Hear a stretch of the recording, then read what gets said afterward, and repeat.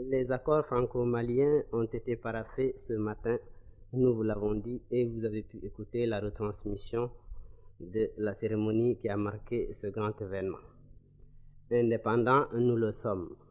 C'est ce qu'a déclaré M. Léopold Sédar Senghor, le président du PFA, devant le congrès de la centrale syndicale malienne.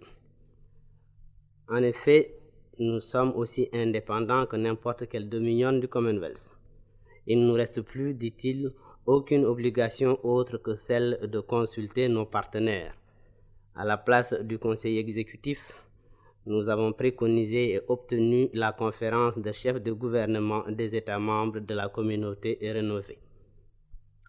De plus, nous ne sommes tenus d'obéir ou de respecter les décisions de ces réunions car chaque État a le droit de maintenir ses positions même après ces consultations. Nous avons notre diplomatie, les projets comportaient 13 ambassades et la liste n'était pas limitative. Nous avons la possibilité de faire notre monnaie, d'orienter notre commerce extérieur, de diriger notre planification, de présider à l'emploi de l'aide extérieure qui nous a été offerte. Bref, que reste-t-il de tout cela? Et comme le disait le président Léopold Sédar Senghor, nous sommes dans un Commonwealth à la française, car je ne pense pas que quelqu'un se trouve aujourd'hui dans le monde pour nier que le Ghana soit indépendant. Et alors, que reste-t-il des hésitations, que reste-t-il chez les sceptiques?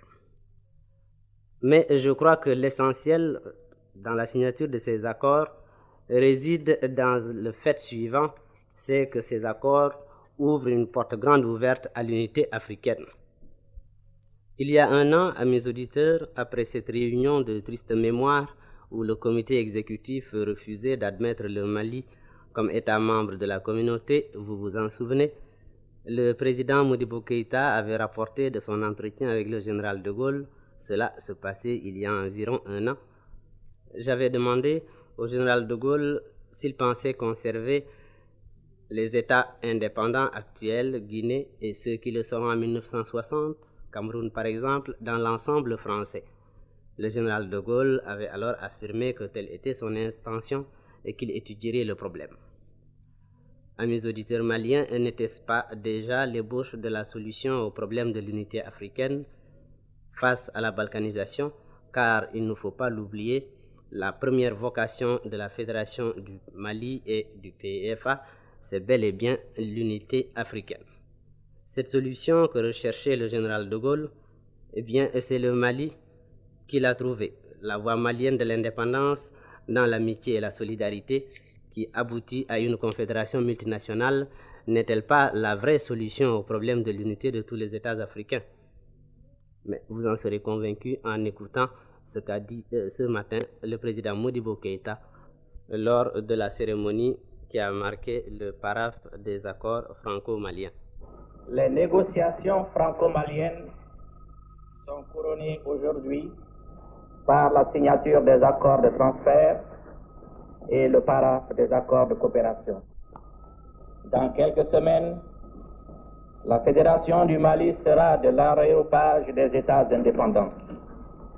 À l'indépendance arrachée par la violence, dans la haine et le sang, nous avons préféré l'indépendance acquise dans l'amitié avec la France.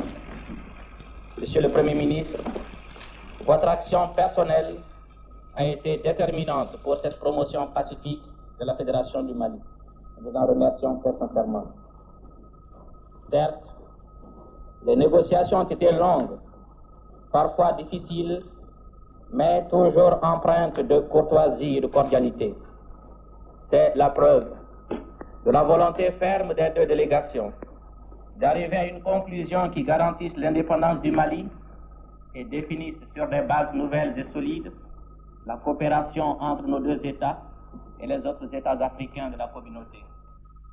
Celle-ci constitue pour nous le cadre favorable pour préparer l'union avec les États voisins, auxquels, sous le régime colonial, nous étions liés par des institutions politiques, économiques, sociales et culturelles. Si l'union est devenue la grande ambition de l'Europe, si elle apparaît comme une nécessité impérieuse pour la France et l'Afrique de langue française, elle est un besoin vital pour cette Afrique. Ne pas reconnaître cet impératif ou vouloir le contrecarrer, c'est préparer pour nos États des lendemains bien sombres. La France ne veut pas cela.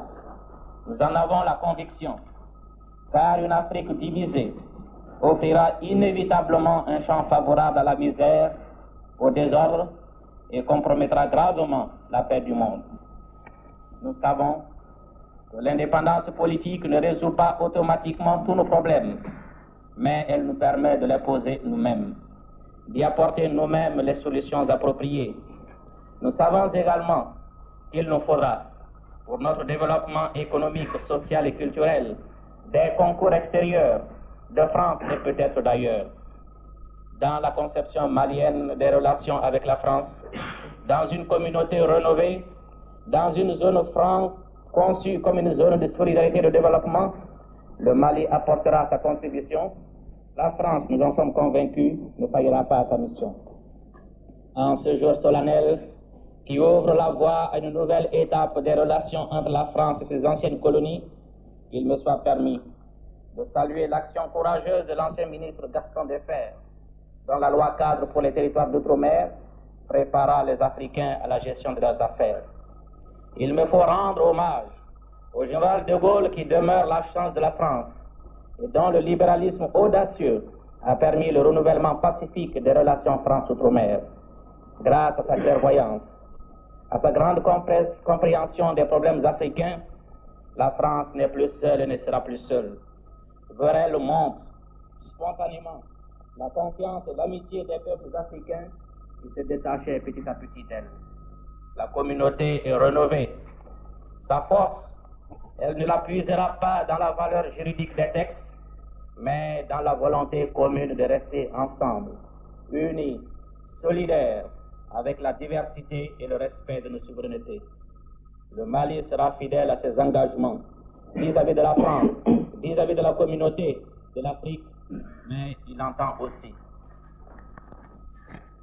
apporter dans ce monde tourmenté sa modeste contribution à la grande croisade pour la paix. Vive la France, vive la Fédération du Mali, vive la communauté des peuples libres.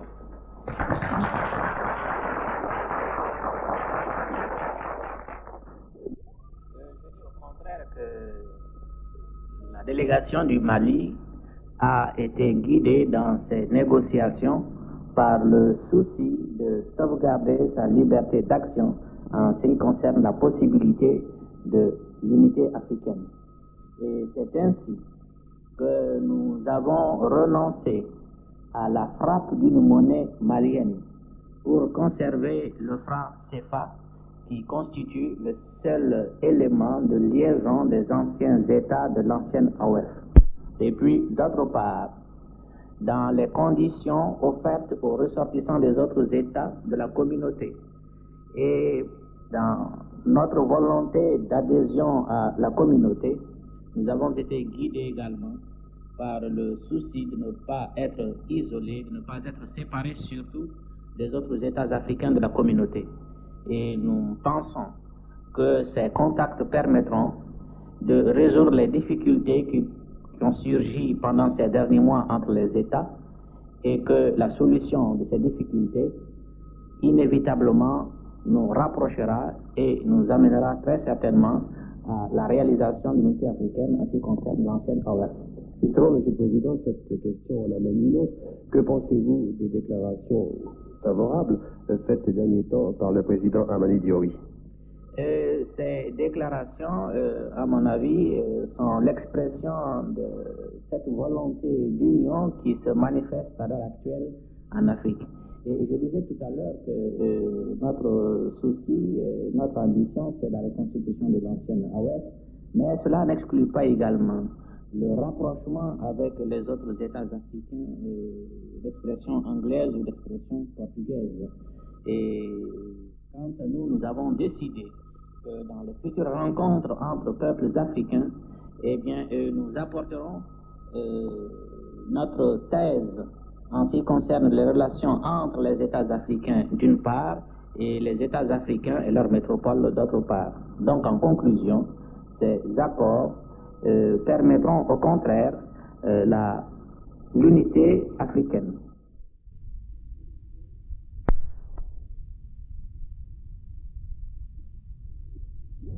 Soudan Tiamao Ani Musomao Anga Foli Baouye Bi Mamadou Dia Sénégal Niama Ani Ne Ani Debre Awa Anye Ambrono Bla Sebaouna au Sebaon fin tumbe France Bolo Folo Anga Djengro na fama communauté Abo Bela Teme Anga Jamani Flama Sénégal Ani Soudan Bolo Fana Ba La Teme Malima Bot Mam Seka Fokanye Sebemunu Anyambrono Bla Sebaouna Nabi Obeke Sababuye Anga Mali aba yereta beka reta ani fana ani jamani taw munu ñu yereta anu bebe ke kilenye ambe ci de unci yoro kada nyambi ci dunci yeno ni fana be mi faroka akan ka don gouvernement Mali lali asan de biye otma kan ka jirawla mo ni mununa ni saballa nga ni be fembi ni manyina ko nyala sama bi se so otma halibe anga do franga ci sirita yereta en baraba ko nya don antna kuma wore faye ka teme